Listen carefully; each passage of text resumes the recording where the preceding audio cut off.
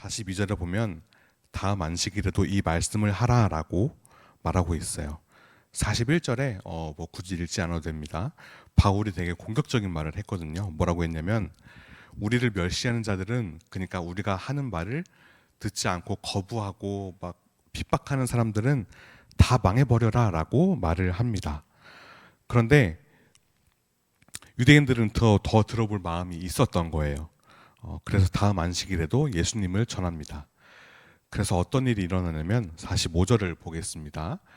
유대인들이 그 무리를 보고 시기가 가득하여 바울이 말한 것을 반박하고 비방하거늘. 여러 가지 이유가 있지만 유대인은 이제 쉽게 말하면 유대교를 믿는 사람입니다. 예수 그리스도를 인정하지 않아요. 화면을 띄워주시겠습니까? 이게 그 유대교의 그 상징의 그 마크인데 하나님만 믿는 사람들이에요. 그러니까 예수 그리스도를 인정하지 않는 사람들이죠. 뭐 이런 사상적인 이유일 수도 있고, 또 너무 많은 사람들이 모여서 그냥 단순히 사람이 많이 모였기 때문에 질투가 나는 그런 것도 있고, 또 이제 사람 뺏길까 그런 걱정이 있었던 것 같아요.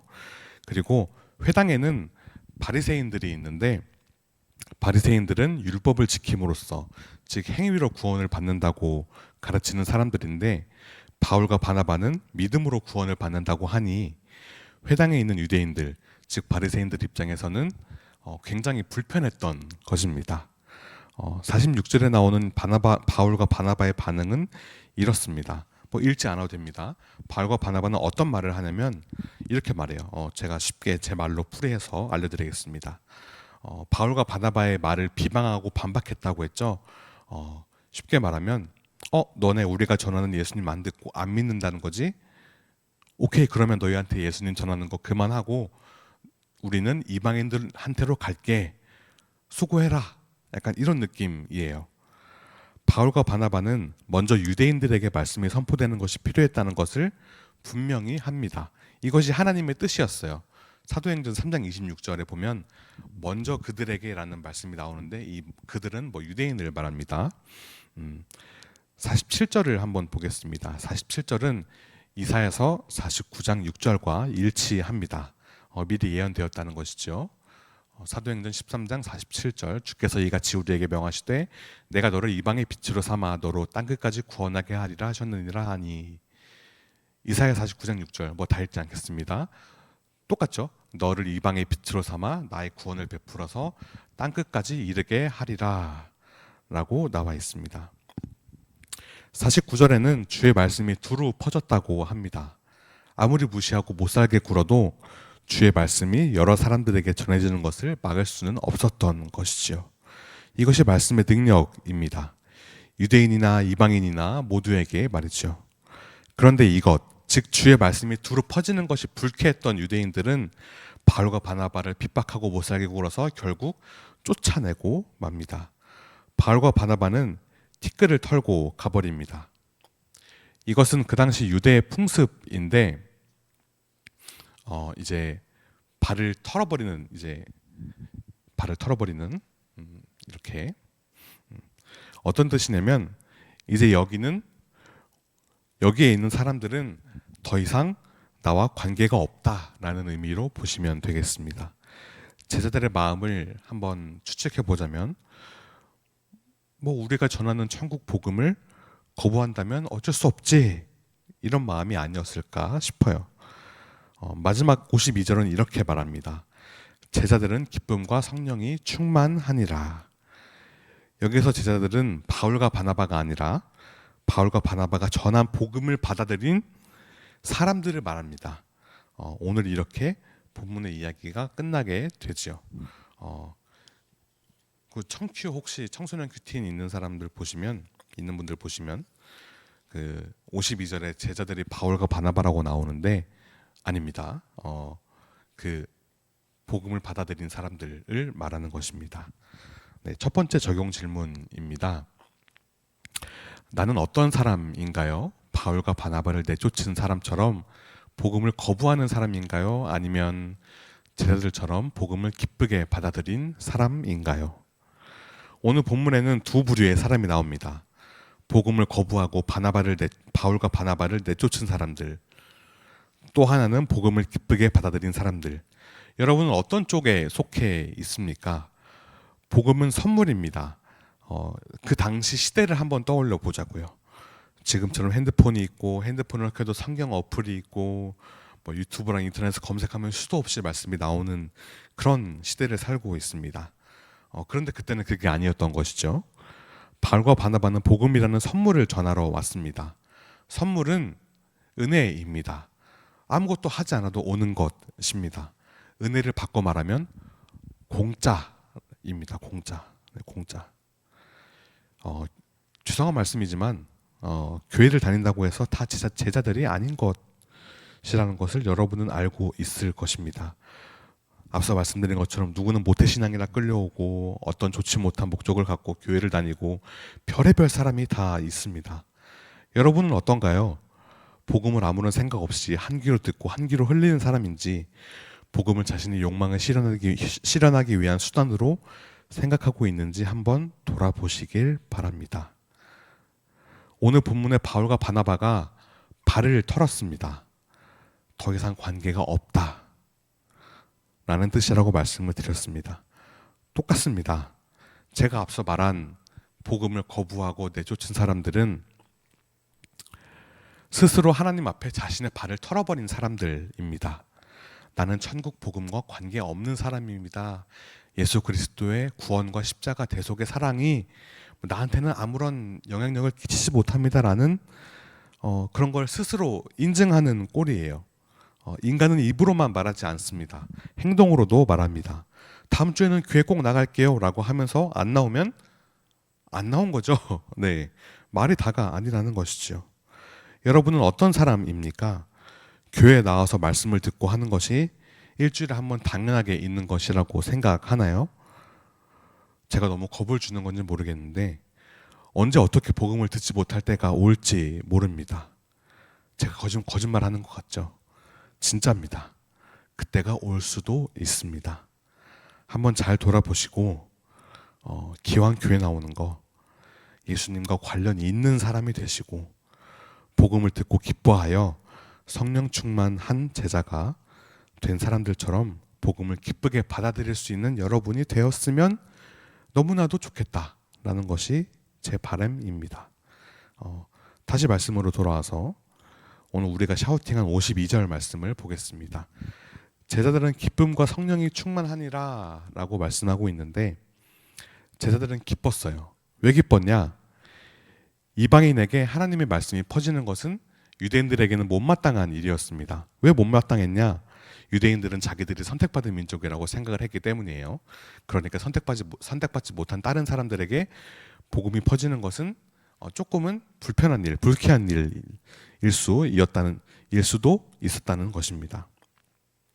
그런데 이방인들에게 자신들이 구원받을 수 있고 그 구원받을 수 있다는 소식이 갑자기 정해진 것이 아니라 하나님께서 오래전부터 계획하신 것이라는 소식은 그들에게 참 기쁜 마음으로 다가왔을 것입니다. 그리고 또 그들에게 엄격한 유대인의 율법으로부터의 자유함을 말하려는 은혜의 복음이었던 것이죠. 그동안은 너무 피곤했어요. 피곤하고 힘들었어요. 바리새인과 율법 교사들이 말하는 율법 613개를 모두 지켜야 했고 티끌 하나 없는 존재로 살아가고 조금만 잘못해도 막 지적하고 너 잘못했다고 하고 회개하라고 하고 하는데 바울과 바나바가 전한 예수님은 믿음으로 천국에 들어간다라고 말해 주었기 때문입니다. 자, 그리고 사실 이제부터 시작이라고 볼 수 있는데 그렇다고 길게 하겠다는 건 아닙니다. 성령이 충만했다라고 하는데 성령 충만은 무엇이냐? 먼저 성령에 대해서 알아야겠죠. 우리가 귀가 닳도록 들었지만 잘 모르는 경우가 너무 많아요. 성령은 거룩한 영, 영어로는 홀리 스피릿입니다. 성령은 예수님의 영입니다. 요한복음에 예수님께서 다른 보혜사를 보내니 라고 말씀하셨습니다. 성령 충만이라는 것은 충만이라는 의미는 여러분들이 다 알 테니까 예수님의 영이 가득 차 있는 사람, 다른 것이 아니라 방언하고 기절하고 이런 것만 있는 게 아니라 성령이 인도하시는 대로 사는 삶, 예수님의 영이 가득한 상태, 예수님의 영이 인도하는 삶을 사는 사람, 예수님 중심의 삶을 따라갈 수 있게 하는 그런 영적인 상태를 말하는 것이죠. 즉 예수님의 삶, 예수님의 성품대로 살아가는 예수님께서 삶을 통해서 우리에게 보이신 모습을 그대로 따라갈 수 있는 준비된 자가 된다는 것입니다. 막 성령 충만에 대해서 많이들 오해하는 것이 있어요. 제가 유튜브에서 본 건데 어떤 사이비였던 것 같아요. 아니 사이비예요. 제가 여기서 우리 장로님 제가 손가락질을 팍 하면 와 하면서 쓰러지는 막 그런 게 있었어요. 그런 거는 사실 그렇게 건강하다고는 볼 수가 없습니다. 물론 뭐 안수기도 했더니 갑자기 픽하고 쓰러지고 뭐 그런 신비 체험도 없다고는 못하죠. 그러나 그게 전부는 아닙니다. 이런 이야기도 있어요. 성령 집회를 하는데 그 사람이 너무 이제 성령 충만하고 해서 안수 기도하는 사람마다 머리에 손을 얹고 기도하는 사람마다 다 막 픽픽 쓰러지는 거야. 그래서 막 사람들이 막 은혜 받았어요 막 하니까 이 목사님이 연예인병에 걸린 거예요. 그래서 성령의 능력으로 집회를 인도하는 것이 아니라 자기 자신의 힘으로 집회를 인도하는 것이죠. 어느 순간 그렇게 된 거예요. 점점 이제 타락하게 된 거예요. 그래서 원래는 제 안수 기도를 하면 막 쓰러지고 해야 되는데 안 쓰러지니까 어떻게 할게요? 발을 걸어 넘어뜨렸대요. 이런 사람이 있다는 것입니다. 실제 있었던 이야기예요. 진짜로. 성령 충만하지 않으면 발 걸어 뜨리면서 집회 인도하는 사람이 됩니다. 즉 자기 주장이 예수님이 이끄시는 삶을 가려는 마음을 눌러버린다는 것이죠. 부디 여러분 성령이 충만해서 예수님의 이끄시는 삶을 살아가는 마음이 여러분의 뜻보다 생각보다 커서 이끄시는 대로 살아가실 수 있길 축복합니다. 두 번째 적용 질문입니다. 나는 성령의 충만함, 즉 죄사함의 기쁨, 천국 소망, 영생의 기쁨이 있나요? 사실 이거 없으면 우리는 믿어도 믿는 것이 아닙니다. 믿어도 믿는 것이 아니고 전자기기에 배터리가 없는 것과 똑같은 것입니다. 신앙생활 하는 것이 아니라 종교생활 하는 것입니다. 그냥 습관처럼 교회에 나오고 때 되면 오고 때 되면 가고 하는 것이 아니라 안 믿는 사람들이랑 똑같이 사는 것이죠. 여러분의 삶을 한번 되돌아보았으면 좋겠습니다. 제가 세 번째 말하는데 모태신앙이든 친구에게 끌려서 왔든 자발적으로 왔든 그런 건 중요하지 않아요. 기왕 나온 거 성령의 충만함을 여러분이 누렸으면 좋겠어요. 이 안에서 살아갔으면 좋겠다는 것입니다. 여기 와서 그냥 아무것도 얻지 못하고 갈 거면 나라면 집에서 늦잠을 자겠다. 나라면 집에서 늦잠을 자고 게임을 하고 그러겠다. 기왕 나온 거 뭐라도 얻어 갔으면 좋겠어. 여러분이 제발. 뭐 그렇다고 해서 성령의 충만함이 단순히 감정적인 벅차오름을 말하는 것은 아닙니다. 물론 이것도 있겠지만 이것만 있는 것은 아니에요. 성령의 충만한 사람은 성령 받은 사람은 삶의 변화가 일어나는 것입니다. 구체적으로 여러분이 어려운 문제에 마주쳤어요. 그러면 일반 사람들은 그것에만 몰입하고 어떻게 해결할지 막 멘탈 나가 있고 막 그런데 그런 것이 아니라 그 어려움을 인간의 방법으로 해결하는 것이 아니라 하나님을 의지하고 하나님이 주시는 방법으로 어려움에 접근하게 된다는 것이죠. 삶을 대하는 태도가 완전히 180도 달라지게 되는 것입니다. 성령 충만한 사람 여러분들 이렇게 표현해서 좀 그렇지만 괜찮아 보이지 않나요? 완전 이득 아닙니까 여러분? 그런 성령의 충만한 삶 성령의 충만한 삶을 살아보면 뭐 제가 제 입으로 성령을 받아 성령이 충만하다고 말하기는 좀 그렇지만 저도 어려운 문제에 있으면 하나님께서 왜 이 어려움을 나에게 허락하셨을까 한 발짝 물러나서 예수님이라면 어떻게 하셨을까라는 생각을 하게 돼요. 물론 처음에는 저도 마음이 어렵습니다. 처음에는 저도 마음이 어려운데 그것에 매몰되지 않고 한 발짝 물러나서 하나님께서 왜 나에게 이런 어려움을 허락하셨는지 때로는 이 어려움을 통해서 나를 단련하시는구나, 성장시키시려는구나라는 기대도 솔직히 가끔씩은 들어요. 이런 것이 뭐 제가 내 입으로 내가 내 스스로 하긴 좀 그렇지만 성령 충만한 사람들의 특징 중 하나라고 볼 수 있습니다. 자, 설교 끝입니다. 여러분 눈을 뜨세요. 말씀을 정리하겠습니다. 반주를 부탁드립니다. 네.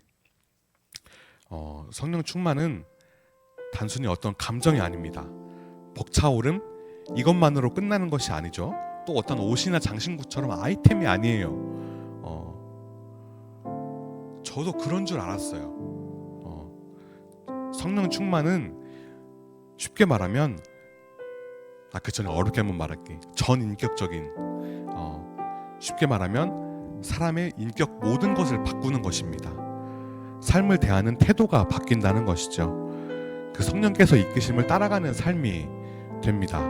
좋은 일이든 나쁜 일이든 예수님이라면 어떻게 하실지 생각하고 정말 굳이 기도하지 않아도 되는 것들을 놓고 기도하는 사람이 되는 것이죠.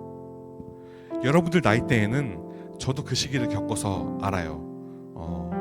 사실 복음보다 성령 충만보다 친구들 말이 옳고 친구들 많은 게 짱이죠. 부모님 말 듣습니까? 물론 듣는 친구들한테는 미안해요. 그런데 친구 말 듣고 친구 생각 따라가고 자기 생각 따라가잖아요. 그러나 예수님께서 이끄시는 삶을 따라가는 사람은 삶을 살아가는 사람은 분명 그 끝에 결실이 있다는 것을 여러분이 한번 믿고 가보았으면 좋겠어요. 세상 사람들이 맞는 것 같아 보일 때가 분명히 있어요. 왜 없겠습니까? 그것을 보고 좌절할 수도 있습니다. 그러나 세상이 아니라 성령 충만한 삶을 사는 것이 그 사람을 더욱더 큰 사람으로 만들어 줄 것입니다. 세상이 아니라 성령 충만한 사람이 세상을 이기는 것입니다. 기왕 교회 다니는 거 믿음 한번 가져보고 성령 충만 받고 다른 삶을 살아봅시다. 한번 좀 기대되지 않아요? 한번 궁금하지 않아요? 난 여러분들이 이런 마음이 들 때까지 기도할 거예요. 어려움에 처했을 때 안 믿는 사람들처럼 궁시렁궁시렁대고 여기저기 전화 돌리고 하는 것보다는 예수님이라면 어떻게 하셨을까? 한 발짝 물러나서 하나님께서 이 어려움을 통해서 이 사건을 통해서 그게 좋은 일이든 나쁜 일이든 나에게 어떤 것을 말씀하고자 하시는가 바라보는 것을 생각하는 것이 성령 충만한 사람입니다. 세상의 방법이 아닌 믿는 사람으로서의 방법을 사용해서 어려움을 헤쳐나갔으면 좋겠습니다. 그리고 천국 소망과 영생의 기쁨, 이 불공평하고 어려운 일들이 없는 하늘에서 영원히 살 것이라는 기쁨이 여러분들의 삶에 또 우리 학생들뿐만 아니라 선생님들까지 또 여기 계신 분들 모두에게 그런 기쁨과 성령 충만이 있기를 주님의 이름으로 간절히 축복합니다.